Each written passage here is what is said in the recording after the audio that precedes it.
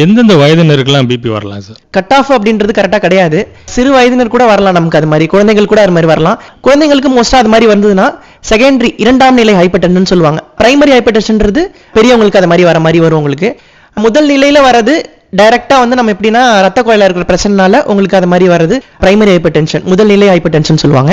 Secondary hyper tension சொல்றது எப்படின்னா primary காசு இல்லாம அதுக்கப்புறம் என்னென்னலாம் பாக்குறோமோ, அதாவது நம்ம பிரைமரி ட்ரீட்மெண்ட் பண்ணி சரியாகலன்னா செகண்டரி காசு அப்படின்ற மாதிரி போவோம் சார். அதுல இருக்கும்போது கிட்னி ப்ராப்ளமா இருக்கலாம், கொலஸ்ட்ரால் அது மாதிரி ப்ராப்ளம் இருக்கலாம், ஹார்ட் ரிலேட்டட் ப்ராப்ளம் இருக்கலாம். அது மாதிரி நம்ம அதுக்கு தகுந்த மாதிரி ட்ரீட்மெண்ட்ஸ் பாத்துக்கலாம் சார்.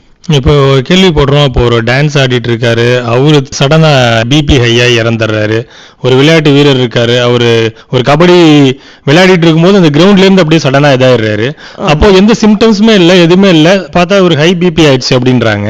அது எப்படி சார்? அது என்ன மாதிரியான காரணம் சார்? அது வந்து சடன் கார்டியக் டெத்னு சொல்றது வந்து ஹார்ட் ரிலேட்டட் ப்ராப்ளம். அந்த சடன் டெத்ன்றது ஹைப்பர் டென்ஷன் ஒரு காசா இருக்கலாம், ஆனா வந்து பிரைமரியா அந்த காஸ் வந்து ஹார்ட் ரிலேட்டட் ப்ராப்ளம் அது மாதிரி தான் இருக்கும் சார். இந்த சடன் அத்லீட்ஸ் எல்லாம் அது மாதிரி வருது, அதுக்கு வந்து இந்த ஹார்ட் ரிலேட்டட் ப்ராப்ளம் தான் காரணமா இருக்கும் சார். ஓகே, இப்ப கொழுப்பு, நீ அதிகம் கொழுப்பு சாப்பிடாத பிபி வந்துரும் அப்படிங்கறாங்க நார்மலாவே.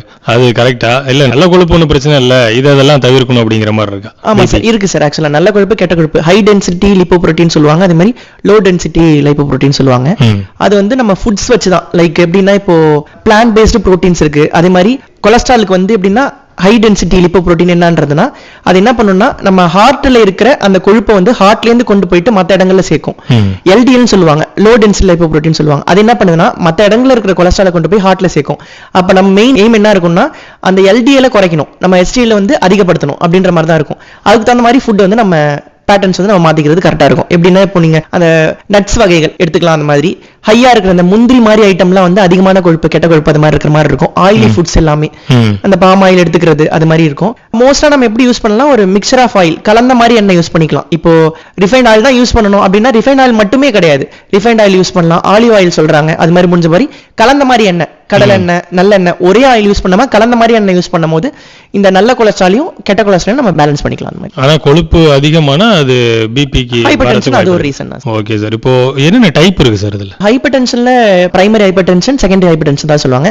பிரைமரின்றது அந்த பிரைமரி காஸ், அந்த ரத்த குழாயில வர பிரச்சனை மூலமா இது பண்றது, அதை ட்ரீட்மெண்ட் பண்ணி அது சரியாகும் போது நான் செகண்டரி காஸ், இது ட்ரீட்மெண்ட் பண்ணி சரியாகலனா தான் வந்து செகண்டரி காஸ் வந்து நம்ம கண்டுபிடிப்போம்.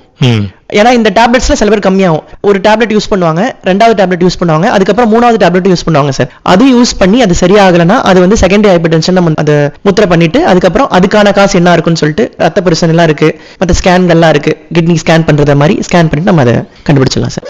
இதே மாதிரி இன்னும் இன்ஃபர்மேட்டிவான வீடியோஸ் வேணும்னு நினைச்சீங்கன்னா நம்ம சேனலை மறக்காம சப்ஸ்கிரைப் பண்ணிக்கோங்க.